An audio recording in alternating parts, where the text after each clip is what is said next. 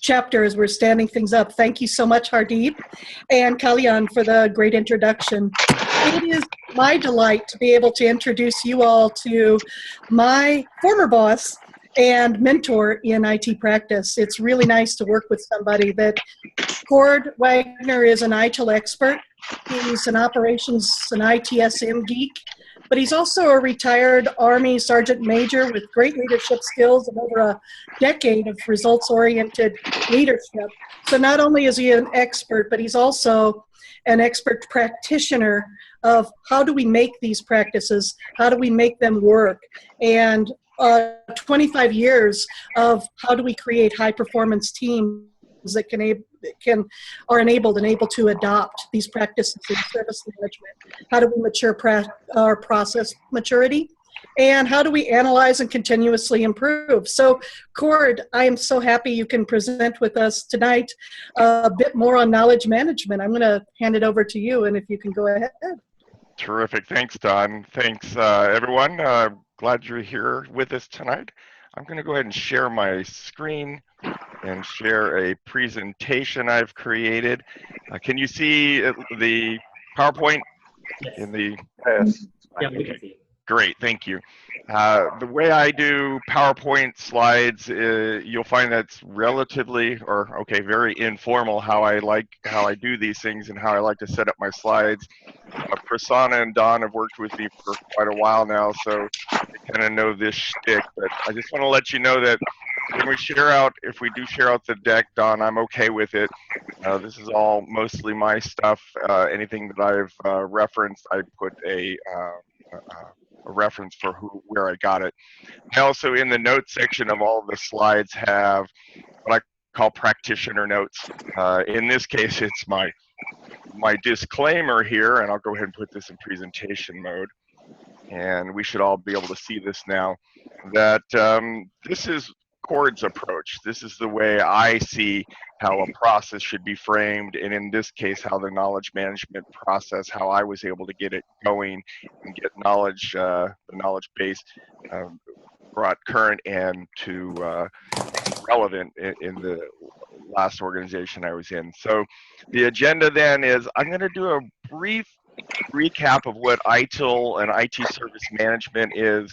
I don't know the experience of everybody that's on the call. I know many of you are experts or have been in the service management arena yourself for many years, but I think it's always important to come back to the basics of what it is and why we're doing it in the context of why ITIL for service management, and rather ITIL for knowledge management rather.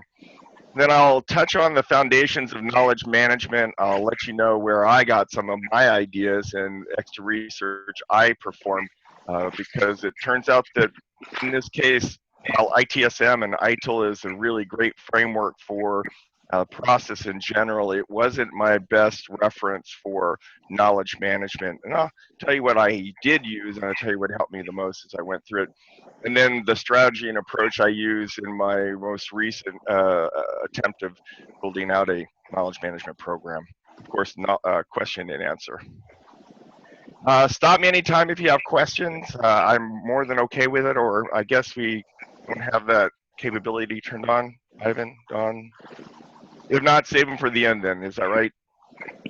Yeah, I'm getting a nod, yes. Okay. You can ask questions during, but we have a question and answer at the end. All right, perfect, works for me. I'm so used to doing presentations where I want it to be interactive, so stop me, ask questions, I'm good with it, but either way. So ITIL, IT, or Information Technology Infrastructure Library, I'm not sure too many people even refer it to the long terms anymore. Everything's about ITIL and IT service management, ITSM. It is, in my opinion, the most, the most widely used, that's the way it's claimed on, if you look at Wikipedia, but to me it's the best service management framework. There are others, if you were to consider MOF or other folks that you'll see on LinkedIn, I'm not going to mention names, that have their own framework that they have started, but ITIL is a framework that, and here's the blurbs that I think is really important for us, that it does form the foundation of service management. So most of us in this meeting, or ITSMF, that's our job, or some aspect of our job that we should be focused on. The management of services and service provision, the value of finding and using something like ITIL for the base of how you perform your service delivery and how you set up your processes is that it identifies what you need to do. It helps us have a common language.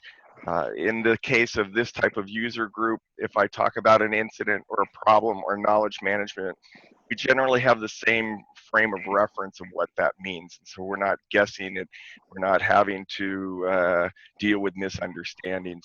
I do think it is, even though it's largely promoted these days by the vendors of the service management tools, I do find that it is vendor independent, and there's a wide range of people just even on the call tonight.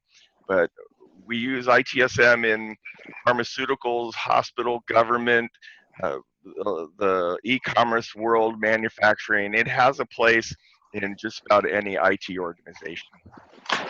In this slide, I talk about the standard process structure. What ITIL gives us is 26 processes, 4 functions in the ITIL version 2011, is that each process, as it's described in the book, gives us the purpose, objective, scope, the value of the business, policies, principles, triggers, inputs. You can read the slide yourself, but what's key here is that the process has a standard structure.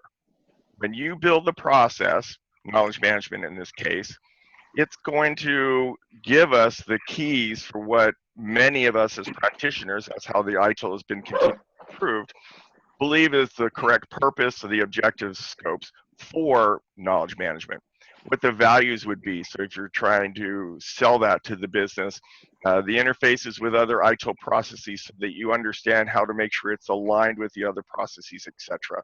So in this case, the standard process structure, and I'll come back to it later, at least gives us or gets us into the ballpark of what a good process would look like, and in this case, knowledge management. One of the things that I think is important to call out here is that along with the triggers, along with the interfaces, the documentation, information requirements, I think it's key to always remember that the critical success factors and key performance indicators, you can make them up if you want, but why reinvent the wheel is one of the things I love to say. Don will back me up on that one. If the framework or the standard says these are the most commonly used metrics for this process, why not use it? And I do find that the ITIL really gives us those base critical success factors and KPIs that you would want to use. The knowledge management for ITSM, and I think this is, I'm not going to spend a lot of time on this, but I was really looking for a way to say, why do we do knowledge management? And why would it be important? And so we can speak anecdotally to it, and I'll speak to it a little bit as we go along through this presentation. Knowledge management is a strategy focused by the ITIL to be part of the service transition phase. It's really geared towards ensuring that knowledge, information is passed on from the delivery, service design, service transition stages into operations. In other words, it has a strategic place in the life cycle of a service. But what else? What outside of ITIL, what else is it that can give us the emphasis on why we should do it if we had to provide value propositions for our business? What's the business drivers? So I'm a service provider. We're in my current job where I'm at, I work in a government installation. I work for a contract company that we're contracting to the government. They expect us to have ITIL certifications. In fact, our contract specifically calls out ITIL, believe it or not, and IT service management as a deliverable. It's a measurable deliverable. And the organization, the company I work for, is guiding and driving towards the standardization of IT service management and being able to certify against that. ITIL doesn't certify a process, it certifies people. So what certifies that the process meets the base standard is the ISO 20000 for IT service management. So if you connect those two dots, we have a framework for what the process looks like, ITIL. We have a standard that says, here's the bare minimum things you must do in order to be able to certify a process, knowledge in this case. So we know we have these things, and then if you were to take it further in this slide, I call out the COBIT. I'm going to guess that most of you have heard of COBIT before, the control objects for IT. It has controls specifically to call out the management of knowledge. In other words, best practices, standards, and other frameworks or methodologies, if you will, go right directly to that the management of the knowledge or the corporate knowledge or information and data is part of what should be done. And for those of us like me that's in a government organization, the NIST 853 is the controls for most widely used by government organizations. It's very similar to COBIT, although it's different. It too has controls related directly to the management of your documentation. I'll just continue on. I'm used to asking for questions, and if someone can let me know if somebody needs to get a question answered, I don't mind stopping. So along with that idea then, hopefully I've established that there are standards, there are well-established and understood controls for the process. So let's take a look at it then. Why is it important for us? What is it going to do to enable you and I or our organization or our company to perform better? So this information, this slide, by the way, and I know I'm being recorded here, so I'll hold it up so I give credit where credit's due. I actually went beyond the ITIL here, and I picked up a book called The Knowledge Manager's Handbook. It's an excellent book. In the notes section of this slide, I provide the details behind this. You can ask Don. I'm a little twisted. I do cover-to-cover stuff, and I mark it up. And what I really liked about it is it gave me beyond what I needed to know just to get it done. Remember, the ITIL provided me that framework of here's what a process looks like. I need policies, objective statements. I need to have the documentation. That's the basics. I can get the standard then that supports the basics, but I really need to make this work. What else do I need to know? So those of us who are really working hard at the practitioner level are going to have to find other resources that do support what it is we're trying to do. And we then are finding the balance between here's what the best practice says you have to do, and you're adapting and adopting it for your organization so that you then can deliver the best possible process. I think that the most important thing there is then to stay true to what the ITIL is, what the IT Service Management Framework says with regards to terminology and the basics, and where necessary, move away as necessary if it's not in the ITIL, let's say, glossary. So in this case, one of the things that I got from the Knowledge Manager's Handbook is that it enables organizations to coordinate activities, and that resonated with me for a number of reasons. Because the collaboration and knowledge sharing here, the handoffs and situational awareness, and document and information management, I'm reading it for a reason. In the last 4 or 5 organizations I've been at, even if they have a knowledge management database, or even though they have a quote unquote, I got to do the quoted fingers if you can see me, a process for managing their knowledge base, quote unquote, it really doesn't work. It's really not maintained. It really isn't available to all people. Or in the situation in my last organization, they had at least 4, it might actually be 5 different places where they had the help desk knowledge information.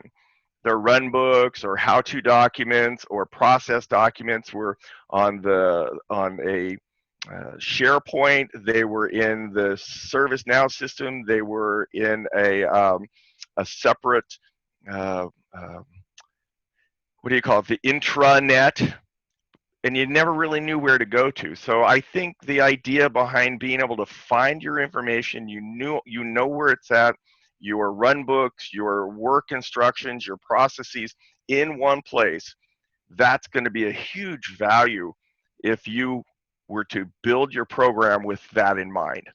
The value being that you can utilize it, fit for purpose, and fit for use, and it also adds value to your organization. I think the memory term, that's not an ITIL term, but it referenced it in the book, and I kept it that way because record keeping. many of us don't have a document management requirement. If you were to look in the ITIL, it covers the widest possible range of what you would do and what you need to do with knowledge. But it really takes it into data and information. It takes it to your work instructions, processes. It covers everything that's within your corporation that could be considered knowledge, data, information. And I think it's going to be difficult for the average organization to gain the charter and the resources and the support for a long and well-sustained and repeatable knowledge management process. So in the context of, and you'll find this as we go through this discussion, in the context of how I would do knowledge management, is I would stay focused, and you're going to see that this becomes one of the things you'll hear more and more with me, is that stay focused on what it is we need to do and why we need to do it. And in this case, I need to keep record of how we do processes, and that it's important that the decisions, plans, and activities that we make, that the decisions in particular, and the plans and activities, which is your run books, your work instructions, your processes, are always accessible.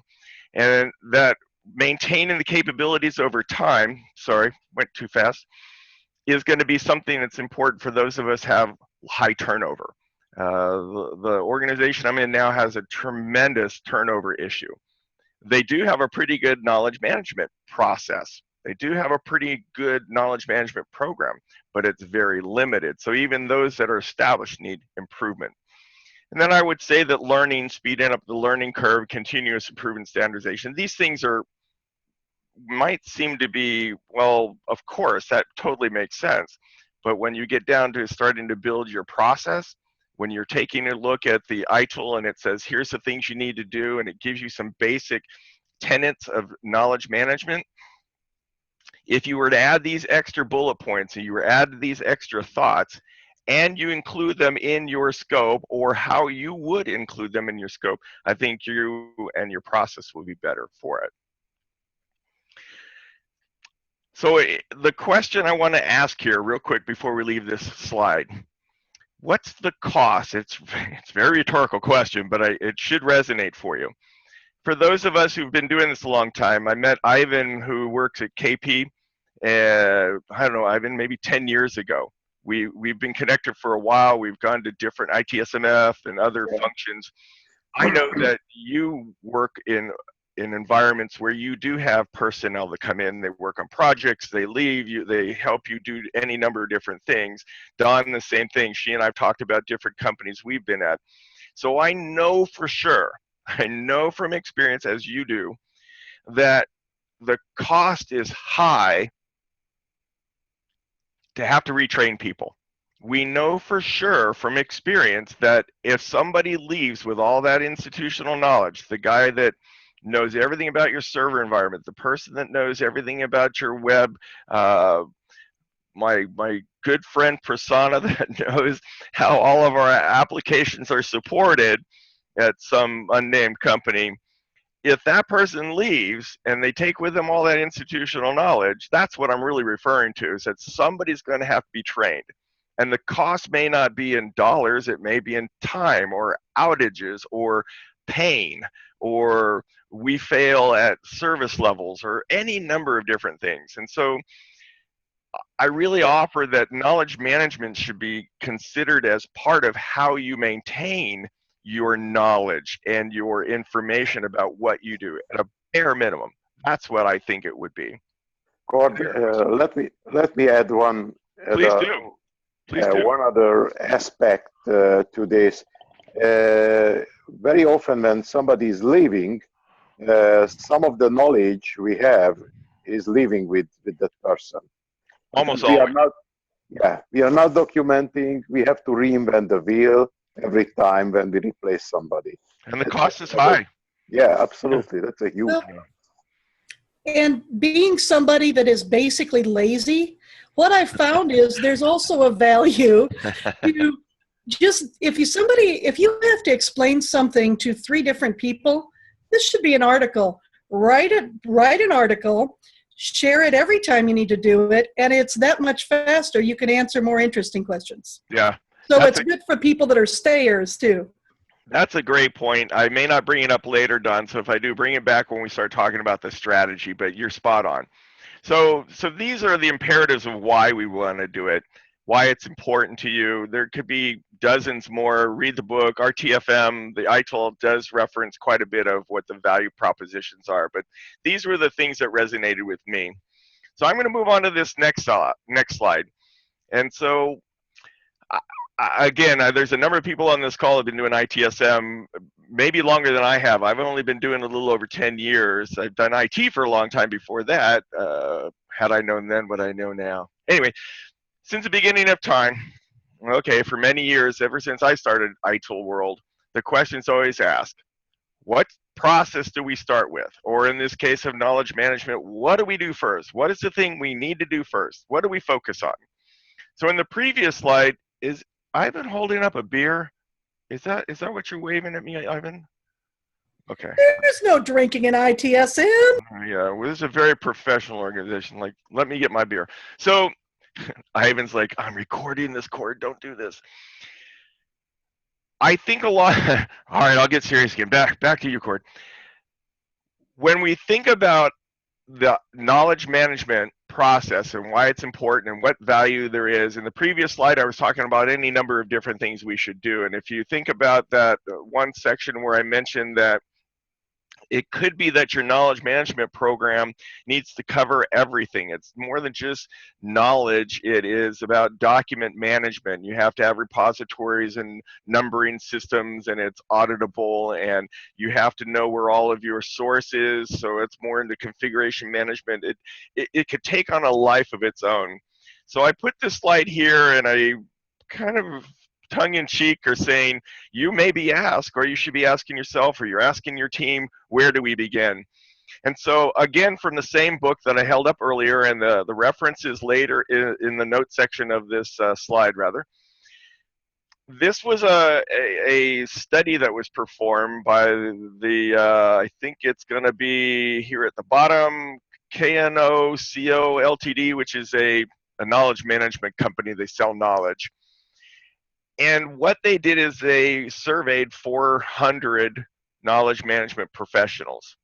And this was their priorities. So if you were to look at that first one, 22% of the 400 people said connecting people through communities and networks was their priority. That was their highest priority. And that could be the Jive, it could be SharePoints, it could be any number of different things. And then as you go down this list, interestingly enough, big data was only 1%. And so back to the theory or the strategy that, and I'll try to repeat this a couple times, some companies, or if you were to pull out books, and so here's another book, this is the Designing a KM Strategy. Here's another one for Knowledge Management, a strategic plan to leverage your company's information. They're all over the map. You're not going to find any one that says this is what you have to do and here's how you do it. But it keeps referring to everything. So in my case, and that's why I put the two little, sorry folks, back. Sorry, I'm ruining your recording, folks. I put the two little squares around the things that were important to me. Don and I were working together in this particular case where we had an imperative to fix knowledge. We had an imperative. The business driver was that we have an outsourced service desk, and their run books were not accessible to us. And our knowledge was in 5 different repositories, and we had to get it consolidated, and on and on and on. So a number of us got together, and what we did, and what I took was, what was the most important thing to us? And many of us are used to saying, where's the pain? And I think that's a key with any process that you're going to set up, in this case, knowledge management, or if your company wants to get started on their ITSM journey, where's the pain? In our case, it was improving the access to documentation. We wanted to get it in one place so you could find it, make it searchable. The retention of knowledge, as we mentioned, we've had a number of people leave, and other companies I've been at, they were so focused on tribal knowledge that with them went all the knowledge, and we had to start all over again, retraining people. Very painful. So that was one of the ways that I made the decisions. Ultimately, it was my decision to make, but I worked hard to get as many inputs as I can. So based on that idea, here's the foundations I would offer. This is Corde's point of view. I'm certain there is many people that know a lot more about knowledge management than I, so I'm not going to pretend that I know it all here, but this would be my approach. I know it's important in any process to have a strategy. What are we going to do? I know from experience, and I hope you will agree with me on this, that you have to have process leadership in order for anything to be successful. And I would say that for an organization to be successful, you have to have good leadership, blah, blah, blah. The places I've been at that had a process manager assigned for knowledge, they had a really robust knowledge management program. The place where I've been at where they didn't have someone assigned to do knowledge, it was a very weak, and in fact, it was more dysfunctional than anything, a knowledge management program.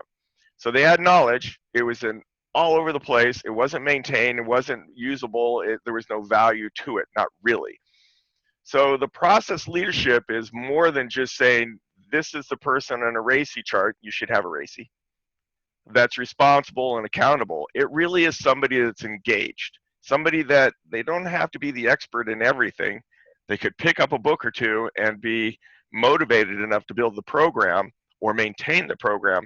So you'll want to take them along with you.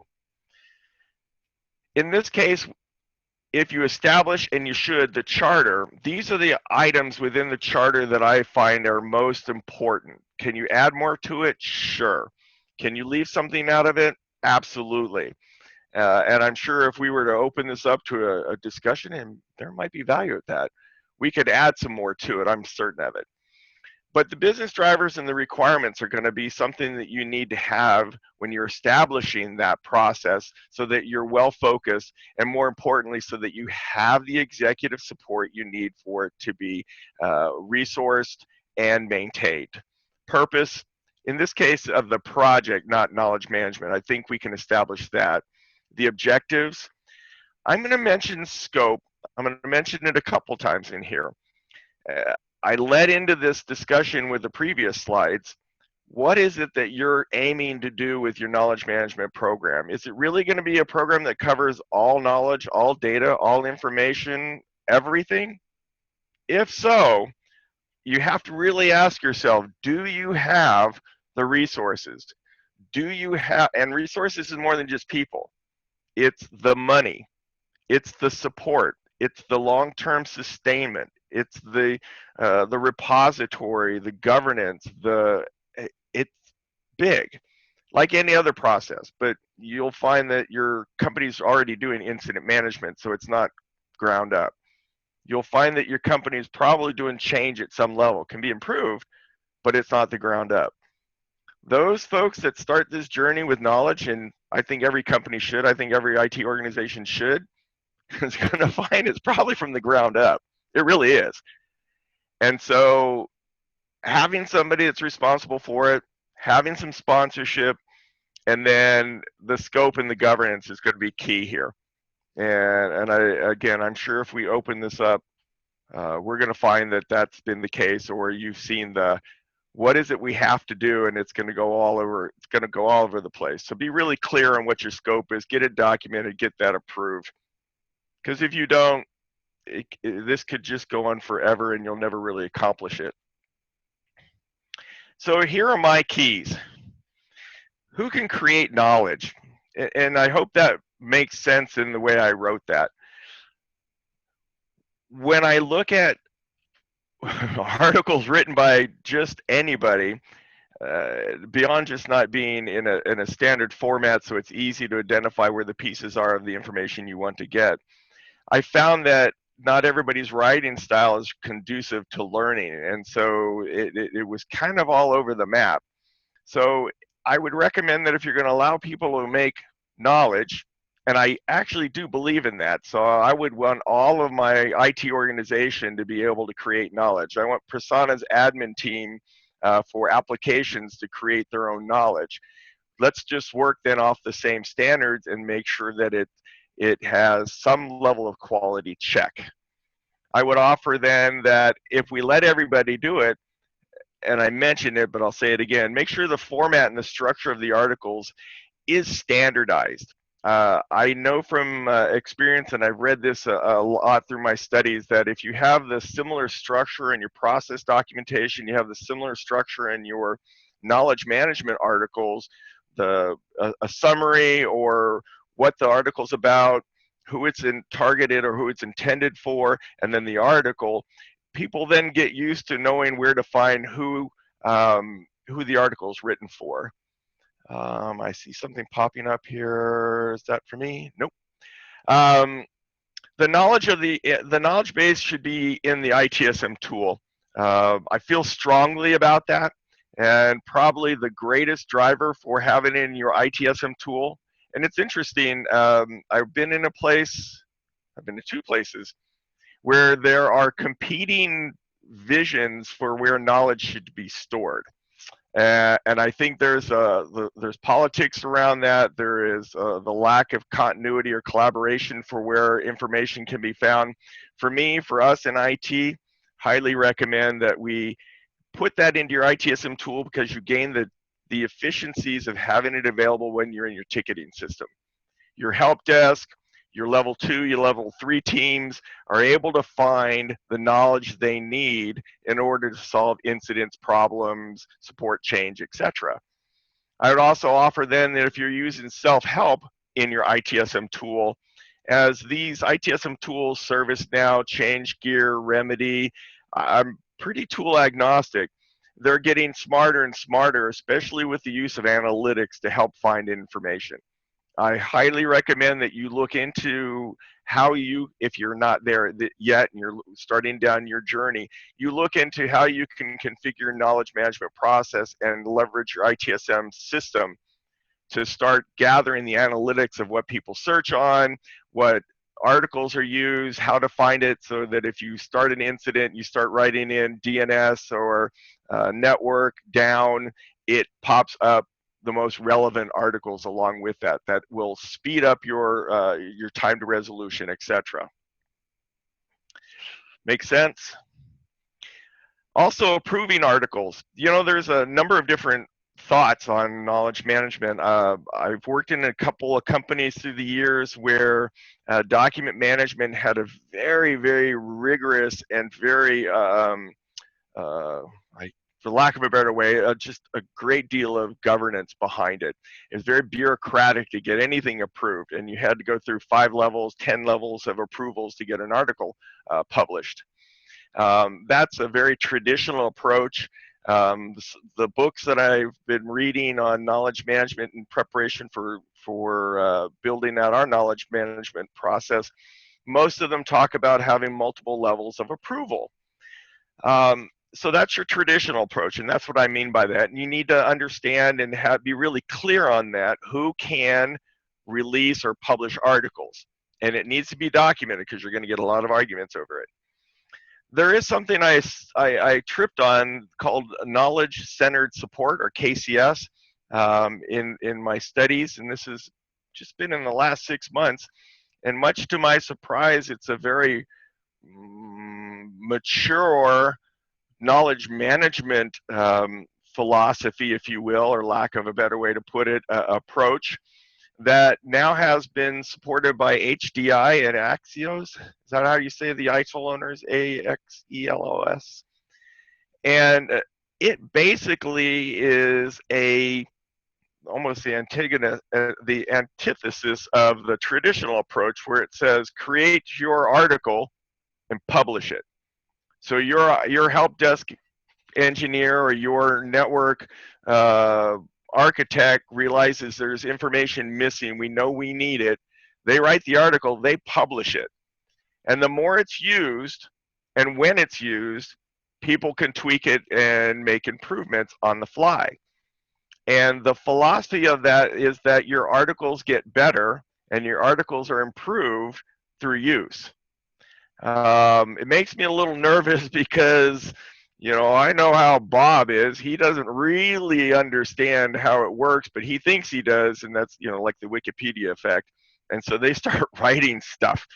And so there's a balance in there. I admit to not having fully used this, but at the point HDI has made it part of their curriculum and enough organizations are using it and there's just a ton of sponsorship behind it, I think it's more than voodoo. I think it's worth any organization that hasn't gone to this level of knowledge management program yet, or they're looking at ways to improve it, take a peek at that. Because it might reduce the amount of bureaucracy and overhead of getting information out. In Don's organization, I think the imperative is to get information out. And so it'll turn out, I mentioned a little bit later, I just have one approver and it's more for quality than for governance. It's the goal for us is to get it out. I hope I'm not going too long on here. I'm not even paying attention to time, folks, but it's kind of exciting stuff to me. I found this to be very interesting. I enjoyed doing it. Of course, garner feedback on who's going to use the knowledge base. I'm lucky that I've been in places where at least they had something. And so it gave me an opportunity to see in the case of ServiceNow or in another organization, they had CA ITSM tool.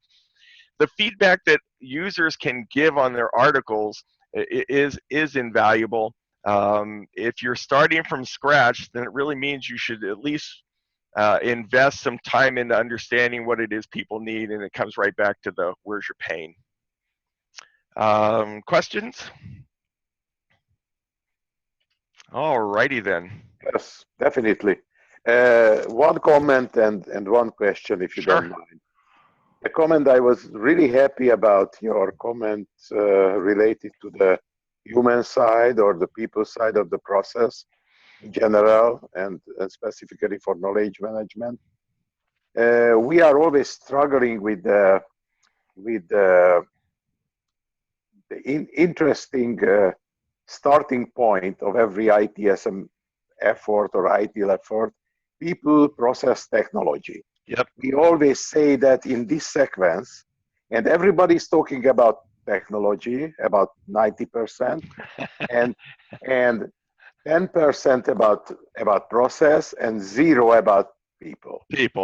And the people side for me means, first of all, in ITIL structure, it means accountability and responsibility. Yes. And this is really important, I think. And this is why I liked very well, you have started, okay, you have to appoint a process manager, you have to appoint a process owner, you have to find your champions. Yeah. That's absolutely key. These processes won't work themselves. No. It depends on people. So that was the comment, and thanks everything what you thought about that. The question, I think the biggest issue with knowledge management to find the scope. Usually it starts with a very limited scope, and it is hard to extend. Sometimes people think everything is knowledge. You have to collect everything. You have to save every small piece of paper and make a photo and put it in your knowledge base. I've seen that too. That's crazy. Yeah, that's crazy. And sooner or later, you don't know what to do with that. And right. You don't find anything later in that type of information. So what do you think about scope? That's my question. Can you tell us some simple examples? What do you think it is not part of the knowledge base in any way? And what are the objects should be part of your knowledge base from the beginning? Yeah, that's a great question. I really like it, and I'll use PayPal to send you that $20 I promised you for that question. Thank you. You know, so I'll go back to that earlier slide of what's important, and I found it interesting that 400 people, you could see the range of what was the most important thing we're going to do with knowledge. Yeah. I've been fortunate in one place that it was so badly broken and there was so much to do that the action imperative would just go do it. And I kind of like that sometimes. And then another place I've been at, they don't know what to do with it. They just keep doing it. But I don't think they really understand where what to do with it. So I'm gonna try to answer some of the question about scope. So let me just tell you about my approach, because I think this hopefully will answer part of your question, because I think that's what everyone's going to go to is. So go back up to the slide. It talks about what's your priorities. Those were my priorities. We know that where I'm at now, we're a service provider, so they want us, we're on contract to have our knowledge, basically our run books and our work instructions and processes, quote fingers, in the knowledge base. But the scope is so ambiguous, it could mean everything or nothing. So it's a great question. And then in the new place where where this use case came from, I had two ways to look at it. There's basically two approaches. I know this is too simplistic, but work with me. It's either a new process, and so where's the pain? What do you need to do? And that starts your scope. We'll do something. Prove the value of it. I had to say prove 3 times. Prove the value of it is going to be anything you do in the new or anything you do in the improved, if you think about it in that context. So unlike incident management process, if you open service operation book, it literally gives you the step-by-step for incident management, and everywhere I've been, it's pretty darn close to these are the steps you perform in incident management. It doesn't tell you exactly how to go do the triage, but it tells you go triage. You know, diagnose and categorize. It's awesome. No, it didn't do that in the ITIL for knowledge management. I'm like, darn, it's all over the map, very high level stuff. Again, I'd go back to this book that I make a reference to if you really had to figure out what it is. But in this case, I had an existing process, but it was so unusable, believe it or not. I kind of treated it like it exists, but it needs improvement. And then I approached it that it really has no value, so I started over, if that makes any kind of sense. I had a knowledge management form, but the form wasn't well formed. They had a template that's built into the knowledge management form, but it doesn't fit all the different types of things you would do with knowledge. And so it was an opportunity, almost a greenfield, to make improvements, but look at it as something new. So here's basically what I did. The scope I gave myself is to make sure that the service provider that's handling our level 1 incidents and level 1 requests, everything they have had to get into the knowledge base. Well, that's what you want with your service desk anyway. So it kind of fits a good practice or a best practice. So that was the number 1 goal. Every level 1, 2, and 3 of our service desk must get all their stuff into the knowledge base. And like Don said, what we've started doing, and we've been doing seminars, and we put out documentation on how to. We assigned a person to do it. We assigned a level 3 service desk agent that I think it's like 75% of their time is meant to be creating articles if they identify it's missing. So the point would be is that if you see something missing, you go write it. You just click submit, and one of your level 3 guys is going to review it. If it's close enough, we're getting it in. So it's very KCS, knowledge-centered support like, but we're still going to do a sanity check. No, we're not doing the whole, it's going to go to the first level, it's going to go through a document writer, it's going to go to the service desk manager, and then it's going to go through the IT director. No, we'll never get it done. We created a tiger team of 3 individuals. There was 180 articles in an old SharePoint system that had 180 is a pretty good number of articles. And we said, okay, all those have to be ported over. Before you do, you have to do a sanity check. So again, we're staying all in the service desk, right? So my scope is that.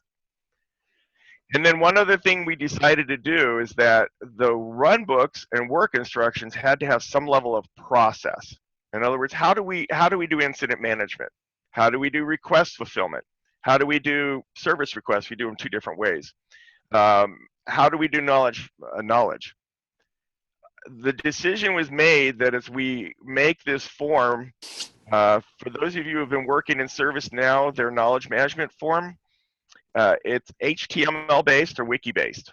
And so those folks that aren't, and not all everyone in our service desk, since I'm trying to get everybody to write knowledge, not everybody in the team is really savvy with HTML, and it doesn't easily let you copy in a Word doc. So there's some challenges and constraints with this, and I'm finding that there's a number of similarities between the ServiceNow system I'm on, the ChangeGear system I'm on, and CA systems that I don't know why, but they don't make it real easy to edit your knowledge, and that's probably the biggest constraint that I faced. Maybe maybe the first knowledge item, how to make a knowledge item, right? That was it. How did you know? Did Don tell you? No, that was one of the first. It was Don created how to create a CR. Things that are the basic stuff that you want. It sounds so simple, folks. The scope doesn't have to be that hard. So here's where I cheated. So that was okay. Here's a basic approach. I'm going to try not to read the whole thing in slides. That's death by PowerPoint is reading everything on it. Ivan, one of the things that I found helped me in this case is that the way ServiceNow works, we're in Helsinki. We're not in the latest version, but we're the next to the latest for anybody that's on ServiceNow, is it allows us to have multiple knowledge bases. So what I did is it had one when we started with it. Everything was in there. And so the only team that was really kind of using it was HR. No, I'm sorry, accounting. Accounting finance had a bunch of accounting. How do I find my pay statement? How do I ask a question? Real rudimentary stuff.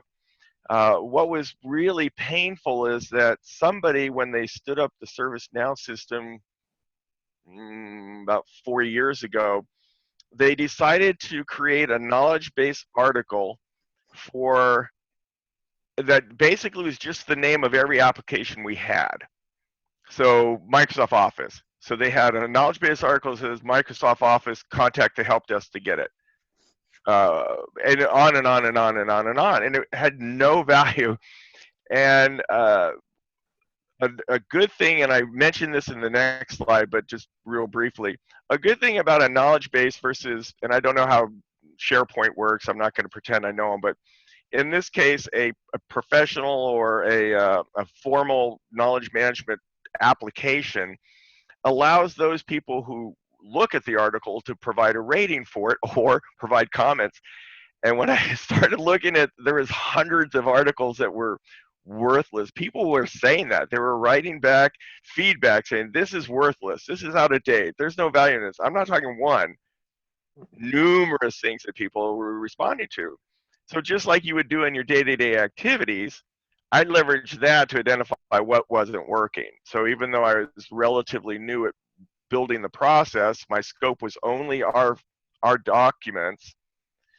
I pulled everything that was not IT out and put it into separate databases. That was the value of ServiceNow Helsinki. I made an IT database. I took all the old stuff that was really, I read every single one of them. If it was worthless, I retired it. And you know, by retiring it, for those of you who know a ticketing system, you can reopen a ticket.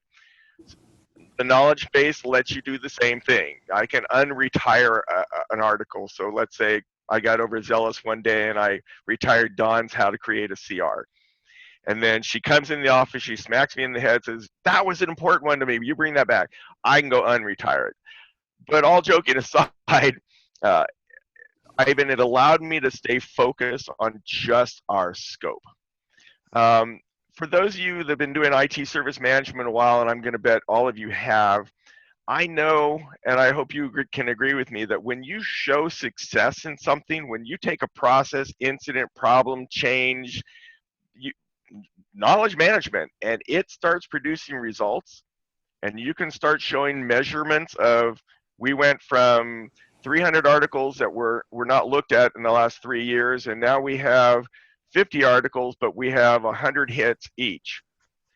It starts giving you data that indicates it's being used. It gives you data that indicates that you're moving it forward, you're making improvements, how many incidents you resolve, mean time to restore. These are the types of things you should work with.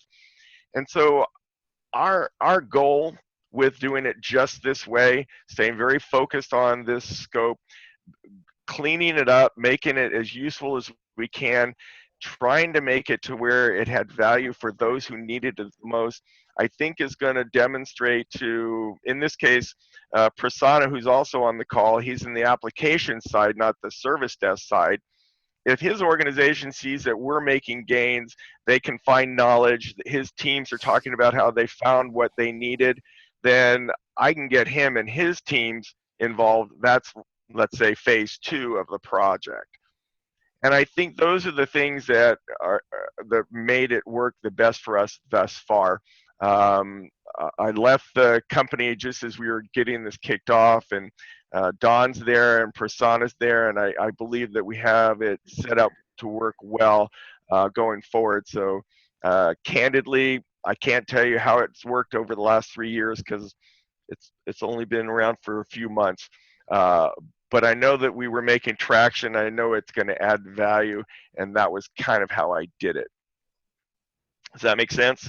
Yeah, absolutely. Pick something and focus on it. I would say the same for any of our ITSM processes. Don't try to boil the ocean. Set your scope, get approval for it, put it in a policy. There's your support. When Go ahead. when we did this, Corde, at one of the companies I worked at, we stood up the service catalog and knowledge as a green field at the same time. And we did exactly this, what you're proposing. What is your highest volume service delivery items? And you would create knowledge for that. And where are your biggest pain point items? And you would create knowledge for that. And imagine the power of your apps groups, your service desk groups, your development and your process groups, all focusing on what's the highest volume and what's the biggest pain points.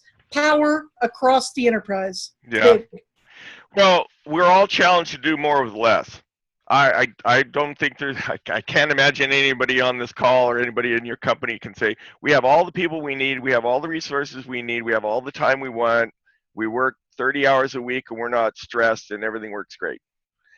I think it's generally just the opposite. You don't have enough people, you're working 100 hours a week, you're still not getting it all done. So we all, I hope, can agree that process helps us if we make them efficient and effective to do more with less. And I think knowledge is one of those areas where if you make it available and it's relevant and it's focused, I think it's going to, well, I know from experience, it's going to make us capable of doing more. One other thought that I don't know if I mentioned in that previous slide was that the knowledge base allows us, just like any ticketing system, it allows us to have categories. It allows us to have, and I just drew a blank on the different fields that are available to us. It has tags, it has different fields that we can leverage, kind of like category, type, and item in Remedy, if you're familiar with an incident in Remedy. I aligned, or we more, it wasn't I, it was we aligned the categories for our knowledge articles along the lines of our teams within IT, so that when you go to the knowledge search bar, or if you go to the self-service bar, you search all knowledge. So it's going to look through everything. But if you wanted to be very specific for just service desk related articles, or network team related articles, or database related articles, you could do it that way. So there was another level of functionality that we added to it that it wasn't written that way. I didn't find it in any of the books I've read, but I found that just how we take advantage of it in incident management with the workflows to assign it to the rec team, information then that can be found by that specific team or in those disciplines is more efficient and effective. And that goes back to that idea I mentioned earlier about leveraging analytics. We don't have the analytics turned on that it'll self-learn. So we basically manually or self-learning. I'm making it to where we can find what we need in different parts of specific knowledge base, payroll knowledge base, the IT knowledge base, the HR knowledge base. So that was another area I think should be helpful for teams. Let me offer a question, rhetorical once again, that Don and I and others use as one of the tenets here. And they gave us a little bit of freedom, Ivan, with the scope to say this is what we're focusing on, one, and then two, to retire a couple hundred articles. Is no information better than incorrect information? And we ask ourselves that a lot, because I did get pushback. Oh no, at least we have something on how to set up a VPN on an Apple. Well, if you look at it, that Apple version's no longer even supported. It's not in our company. Why are we going to have people search on Apple VPN and they find a dozen articles, but maybe one of them might be correct? So and this is part of your strategy, this is part of your scope. What can you manage and control and make relevant? If it's not relevant, people won't use it. And so if you have incorrect, people could get lost and it causes more information, more incidents.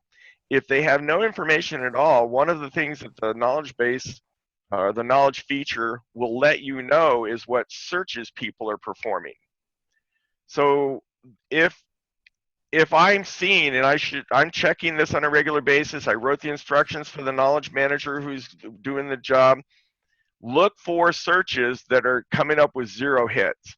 If it says Apple VPN, and I know we don't have that, and I've seen a dozen of them over the week, well, there's your trends. That also helps you focus on what you need or want to do. That's another key here on your scope. And it can and it should morph over time. We all know that. That's part of continual service improvement. That's what I think would make a knowledge process and the knowledge base more functional and more relevant to your customers. Rinse, repeat, rinse, repeat. It's going to start selling itself. I know this. Questions? The summary is here. I told you what I was going to tell you. I told you, and I'm telling you what I told you.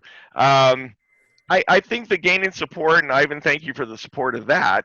I would offer people, process, technology, and information is what we focus on. I added that information thing a long time ago, but without the support of it, and without people to build it, and without people to use it, your technology is just something that's there. So assigning the process manager is important. Listen to the people who want it. Look for what people are looking for, and if it's not there, build it.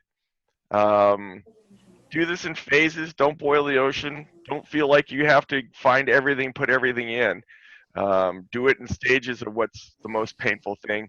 I do believe in Plan, Do, Check, Act. I think it works, but that's basically saying phases, check your work, measure it, continually improve. Ta-da! All right, only took me 3 hours. Thank you all for staying awake. I'm seeing Naveen there. He's intently watching. Hey, buddy, what up?